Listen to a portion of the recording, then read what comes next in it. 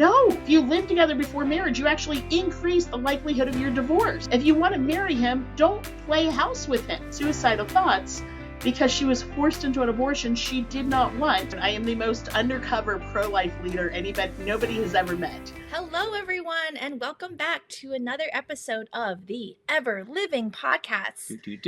We are your life-loving hosts this week, Xindi and Jason Hennessy. I'm so excited to welcome who I think may actually be the most well-known pro-life person in America. And I don't mean like seen on TV. There's probably other people like Kristen Hawkins, but like in terms of person who's actually like people have interacted with. And I'm so excited to welcome Dena Espenscheid from the Leadership Institute. Welcome, Dena. Thank you, Jason. Happy to be here with you all. And so, Dena, so I've seen you at a couple of different trainings. Can you talk a little bit about what you do and why so many people in America who are in the pro-life movement know you? Sure. Well, you say I'm the most well-known. I am the most undercover pro-life leader nobody has ever met, is how I put it. I was standing in line at the March for Life to say hello to Abby Johnson, and the woman next to me was like, "Do you want her picture taken with her?" I'm like, "Nah, I kind of know her." And she was like, "Oh my gosh, who are you?" And I was like, I'm the one that paid for the event that you just came from." "Oh my gosh, that was so great." Like, what? It's okay. Leadership Institute. So I work for Leadership Institute. I'm the director of pro-life programs at Leadership Institute, and I think I've got the best job in America.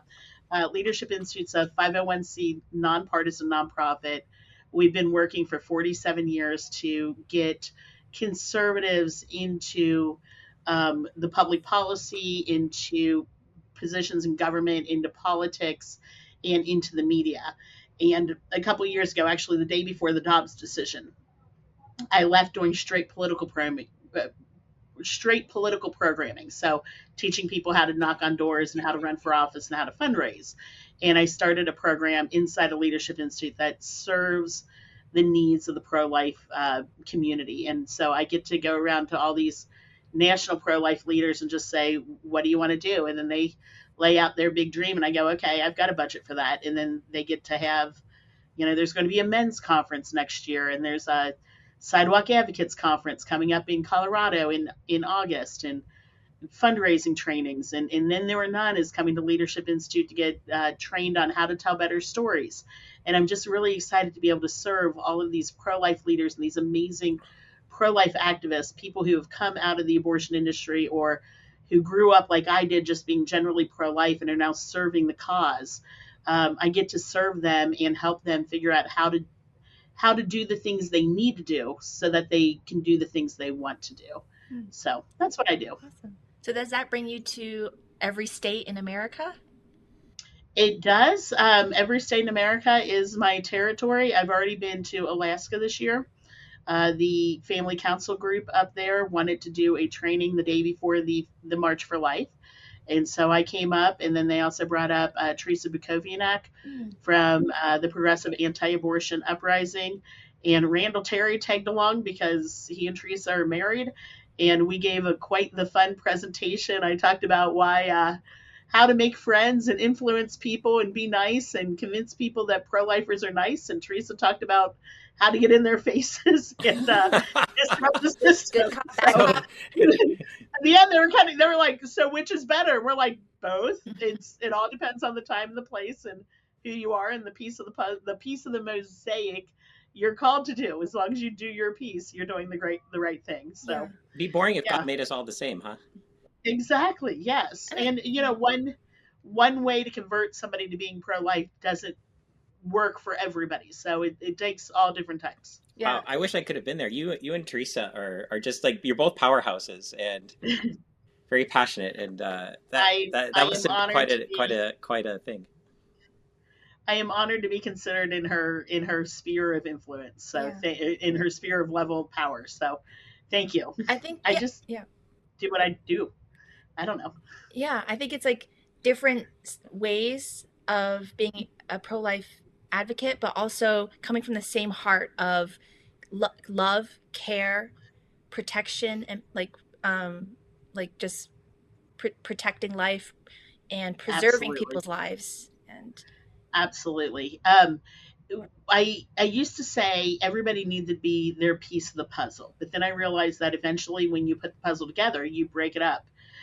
So now I say you need to find your piece of the mosaic, and because everybody's got a different piece to do. Like you guys are powerful and do your thing in New Hampshire, but if you went to Maryland, it would be like, why are they here? Do your best in the place where God has called you to be. And I know that I have been called to do this right here at such a time as this, because I went from pregnancy care to politics to training people about politics. And then again, the day before the Dobbs decision, they let me change my job title, let me start this new thing. I was literally told by somebody in the organization, I don't think it'll work. And my new boss said, that's okay. When it doesn't work, we'll find a new position for you. And I went out and I doubled my numbers. So it did not only worked, it worked really, really well. And it just exceeded everybody's expectations. And I couldn't be here training up the pro-life pregnancy centers and serving the pro-life organizations that do the advocacy and the activism if I hadn't have had that background in politics, and if I hadn't had that background as a grassroots pro-life pregnancy care center lobbyist in South Dakota. Wow. So, by the way, speaking of which, I just want to point out I wore my South Dakota State University polo. Oh, the SDSU Jackrabbits, very nice. Yes, from I'm Brookings. a Jackrabbit alum, and so very grateful. Yeah, South Dakota isn't. I mean, weren't you there like in 2006 when they passed a law under Roe, basically protecting babies from conception? I think, right? Yeah, well, and I want to take you back a year before that. In 2005, we passed probably, I think, the most important piece of legislation that any state could pass, and that was an informed consent bill, a medical informed consent bill.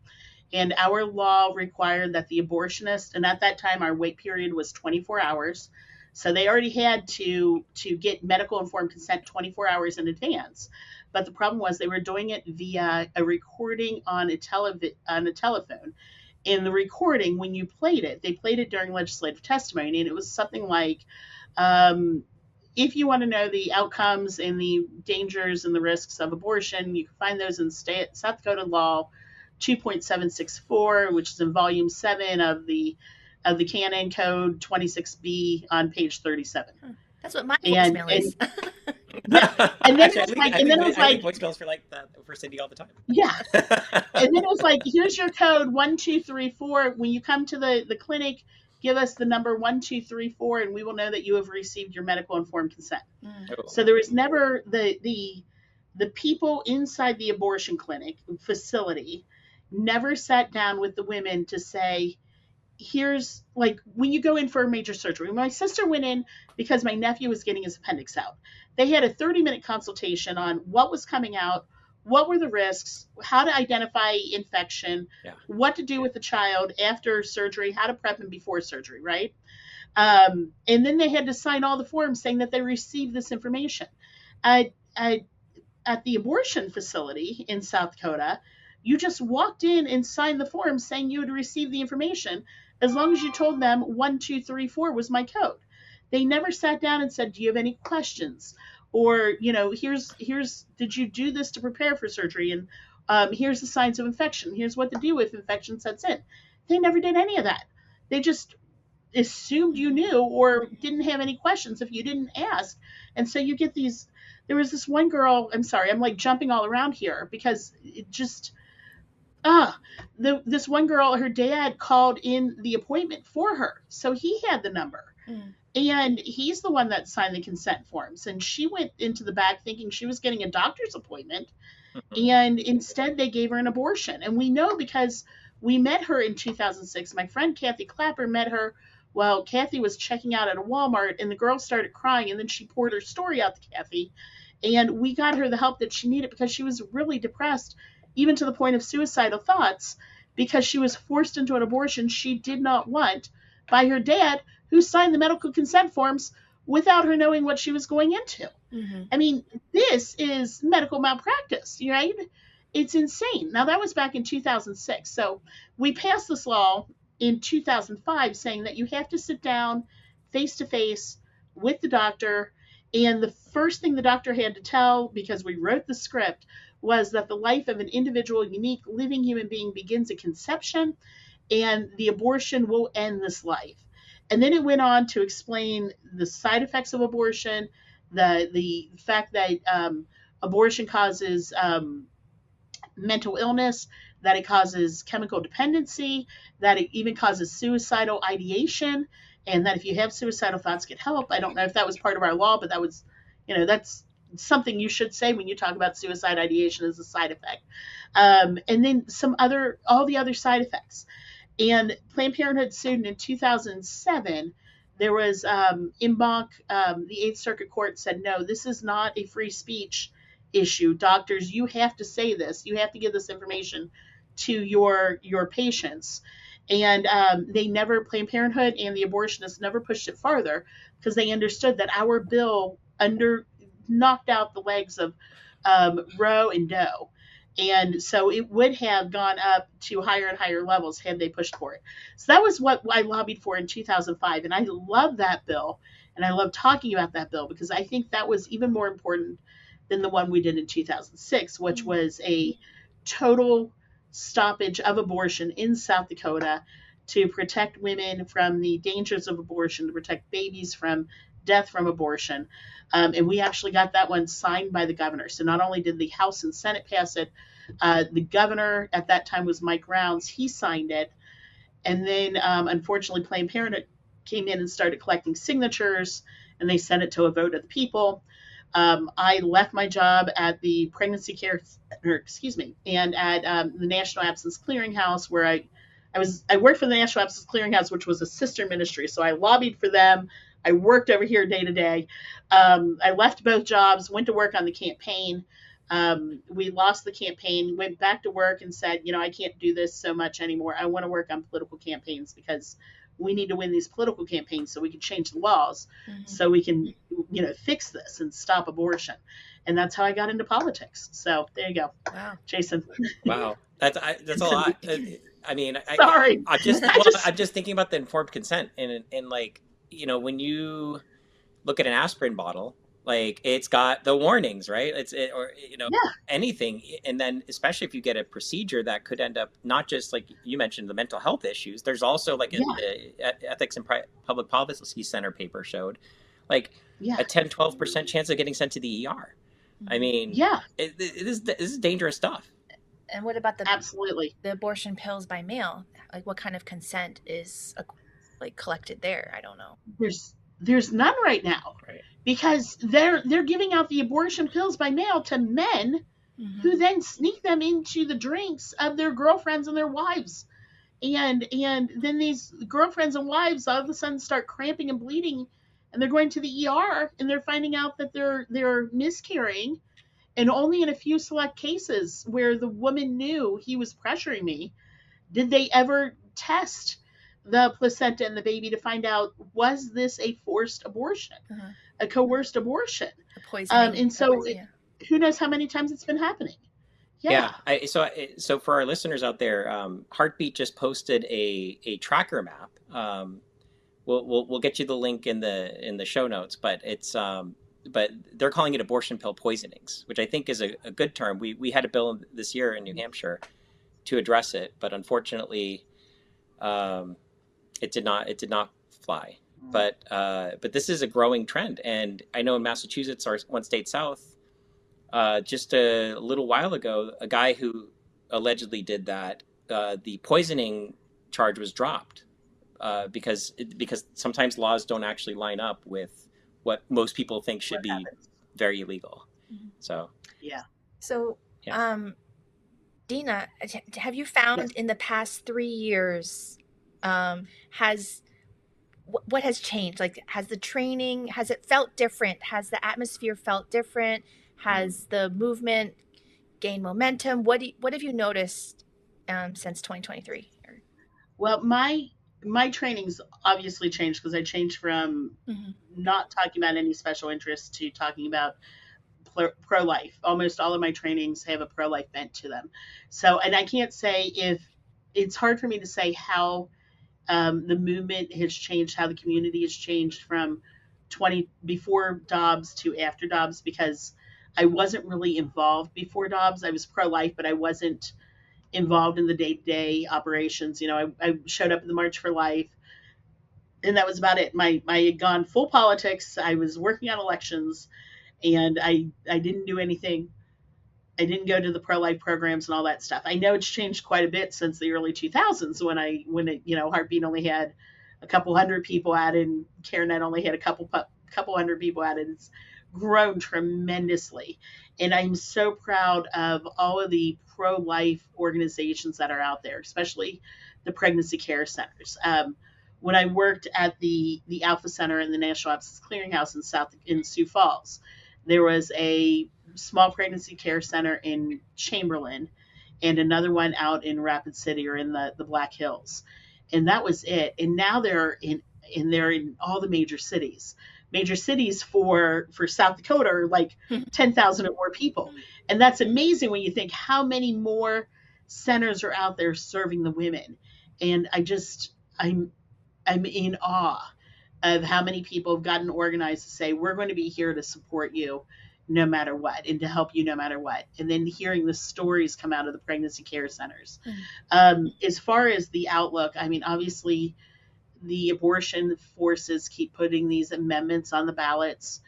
And unfortunately, because of psychological reasons, like his name just fell out of my head. Not Mendela, Bernays, the guy that did the Nazi propaganda. He said, you tell a lie 7 times, and if you tell a lie big enough, though, it'll become the truth, and then it's impossible for anybody to deny it. And we've been told the lie for the past 50 years that, sexual revolution is the way to go, and sex doesn't mean reproduction, and that life doesn't begin in conception, and it's just a clump of cells, and that abortion is harmless, and sex outside of marriage is harmless. We've been sold all of these lies, and unfortunately, people believe them. The latest one I've been running into, and I know it's not the latest one, I keep seeing it. People go, well, you need to live together before marriage to find out whether or not you're compatible. No. If you live together before marriage, you actually increase the likelihood of your divorce. If you want to marry him, don't play house with him. And gosh forbid, do not create a baby with him outside of marriage. All this stuff has happened, right? And it is going to be yeoman's work, and it is going to take us decades and probably the rest of our lives to undo so many of these big lies that have now become the truth. Because you know what? Sexual freedom feels better. It's more fun than being repressed and having to abstain and having to control yourself. Well, I'm sorry, but you know what? Abstaining and controlling yourself and remaining a virgin, that's healthy, and that is actually normal, and that is better. And you know what? You never have to worry about an unplanned pregnancy or an unexpected pregnancy, which means you never have to worry about abortion if you're not doing all these things outside of marriage and outside of committed relationships. And I'm sorry, I'm ranting here because you guys asked the question. So I don't know the answer because I wasn't in the movement. I wasn't paying attention to the movement before Dobbs. And after Dobbs, I know we are in a better place because we can absolutely stop abortion. And that is key to helping people understand that abortion is wrong. And there is an immediate swing of the pendulum to, oh my gosh, I need to be pro-choice because they're trying to take away abortion for everybody. Well, now the pendulum's starting to slowly swing back. I saw one survey, there was a 5% change their mind from whether or not they were fully committed to pro-choice to just moderately pro-choice this year. The shock and awe of Dobbs is slowly coming back, and now we get to work on people to explain and remind them the baby has rights, the baby's got life, that abortion is not healthy for the mother, and that the pregnancy care centers are here to help the women. And that is the mosaic of messaging that really makes an impact. I feel like I'm talking too much. I'm sorry. That's why we got you here. Yeah. So another question for our listeners, what kind of nuggets can they glean from Leadership Institute, from your trainings? What can you share right today if they're listening about storytelling or any of the Messaging or any of the other. Give them a little. If you could get one thing out, a little, like little that people would take home. appetizer, little tip. If I could get one thing out, Goebbels was your Nazi propagandist. Thank you. That's the one thing. I don't click that. That's not. That was not my one thing. Okay, my one thing is this: people who get angry and who are mad cannot think rationally. Like the blood moves from the rational thoughts of their brain to the irrational thoughts of their brain. And so a lot of times when we talk about abortion, people have got this deep-seated fear, self-consciousness, shame, or indecision about choices that they've made in the past. And so they don't want to talk about abortion because they were involved, or they had one, or they didn't stop one, or they encouraged one, or something. Like everybody's got some sort of connection. Most people have got some sort of connection to abortion. To my knowledge, thank God I don't. But everybody has got some sort of somebody in their life, and whether they know it or not, that has experienced or helped with at some point. So the way to keep people from going into that irrational fear, fight or flight, and getting mad and immediately shutting down when the topic comes up is to tell a story. Mm-hmm. And the other piece about telling a story is that it is impossible for anybody to say and dispute what that person's experience or reactions were. So when I say tell stories, I want you telling stories of how pregnancy care centers help women, and about how abortion hurts women. And if you have to talk about the baby, because so many of us are used to talking about the baby and the rights of the baby and the baby is precious, tell stories about how, when a baby is 15 weeks old, that's when their fingernails start appearing, or that's when they start sucking their thumb, whatever ages those are. Talk about babies and their milestones. But more than talking about babies and their milestones, I want you talking about the women and men who were harmed by abortion, and then the people in the ministries that are helping women. Because there was just a piece of market research done by Created Equal in Ohio, and they found that the strongest message to get somebody to move from a, yes, of course I voted for issue 1, I want abortion, to, oh, let's roll back issue 1, it goes too far.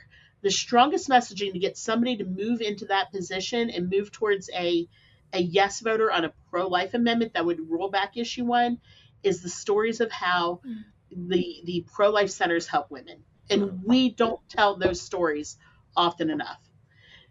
And so, yeah, I've got a storytelling symposium coming up to teach you how to tell a story. Great. September 18th, bright and early, 8:30.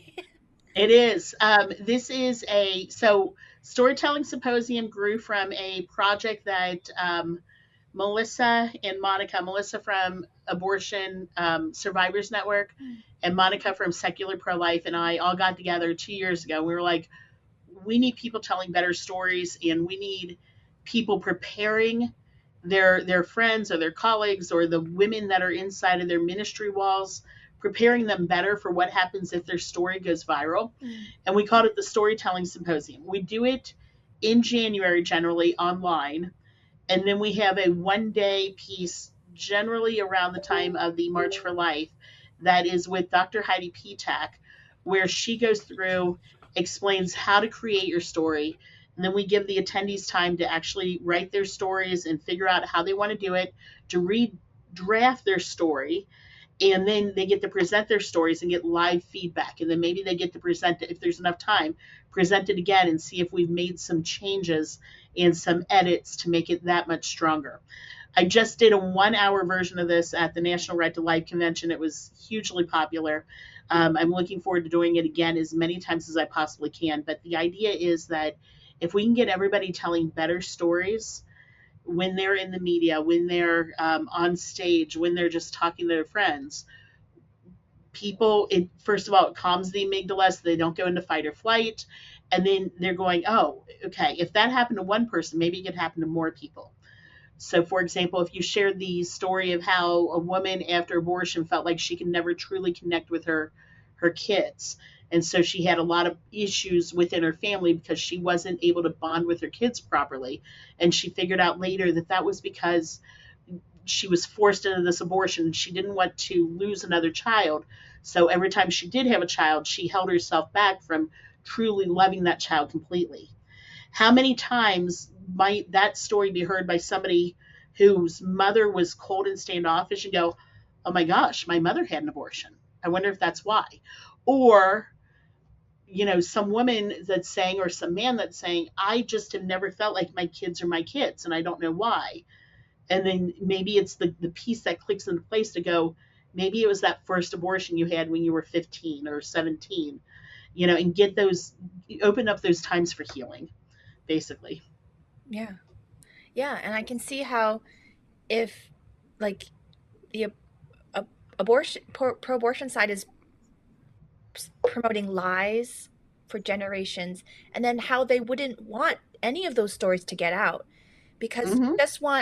you just want the false fantasy of like life is better with abortion, and then you don't Mm-hmm. want any truth, anybody's actual experience to come forward, and none of them are sharing that, spreading that. I mean, not as much as not as compelling as Yeah. the pro-life side Okay, is. Yeah. doesn't Monica talk about that statistic a lot from the Turnaway study, I think it was, where it was Yeah. like after 5 years, it was like 90+%. 95% or Yeah. 97% of women no longer regret. They are happy that they did not have their abortion. So that's from the Turnaway study, and I would have to look up the exact or ask Monica for the exact, but it was, yeah, after 5 years, they're happy they didn't have their abortion. And yeah, there are some small percentage that still is unhappy, but the vast majority of women, somehow it clicks into place that, whatever it was that she thought, I need to have this abortion because dot dot dot, that need got filled somehow and things just turned out okay. And that's where the stories of the pregnancy care centers come in. um, Mm. 2 weeks ago, I was on Capitol Hill. We had 101 or 111 pregnancy care center directors here at Leadership Institute, Americans United for Life, Heartbeat, and CareNet all worked together to gather them up. And then we did a 1 day training on how to tell stories, why to tell your story, and how to do grassroots lobbying and why they could go up and do grassroots lobbying. And then the next day, we took them up on the Hill. And I was in charge of one of the groups. I got to lead them around. And one of our meetings was with a Democrat senator's staffer, and she was a very young staffer. She had never heard of a pregnancy care center before. So we got to her even before like Elizabeth Warren, who's trying to say, oh, they're fake clinics. They Yeah. don't care about women. And so we just walked her through what happens when somebody walks in the door. Either she's abortion minded and she's looking for information, or she's unsure, or she doesn't even know if she's pregnant and she just doesn't know what to do, or she wants to keep her baby but she needs help. Like, what does that look like when they come in the door? And we walked her through what goes on. And then we started talking about how there's signs up that are private that only the women see because they're in the bathrooms about sex trafficking and changing the color of marker that you use on your urine sample if you're being sex trafficked and you need help. And then we Wow. interfere in domestic violence and how we do that. And then one of the centers told the story of how the woman came in crying because she had just lost her job, which means she lost her insurance. Now she can't afford the baby and she doesn't know what to do, and so she needs to go get an abortion, but something told her to stop in here first, be on her way to the abortion facility. And they said, well, give us 24 hours. Like, let's not make a rash decision here. Within 2 days, they had her hired on at a new job, higher pay, better position, full benefits, maternity leave, the works.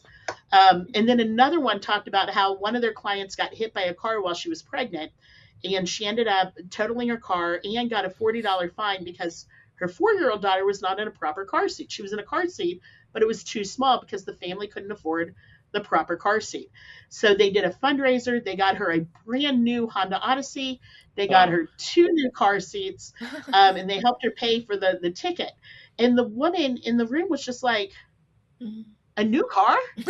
You got a pregnant woman a new car? Like, Yeah. yeah, we did that. But you're a pregnancy sick. Yeah, because she needed a car to get to work, to keep the job so she can have the baby. Of course, we filled the need. Whatever her needs are, we fill them at the pregnancy care centers. Yep. And she walked out there going, wow, you guys do really great work. We got a Democratic legislative assistant to say, wow, you guys do really great work. And thank you for listening to the Ever Living podcast, a podcast by New Hampshire Right-to-Life, New Hampshire's oldest and most active pro-life organization. You can learn more about our work and learn how to get involved at www.nhrtl.org. If you would like to donate to our mission, you can make a donation at www.nhrtl.org/donate. See you next week. May God bless you and be very near to you, and may you be ever living.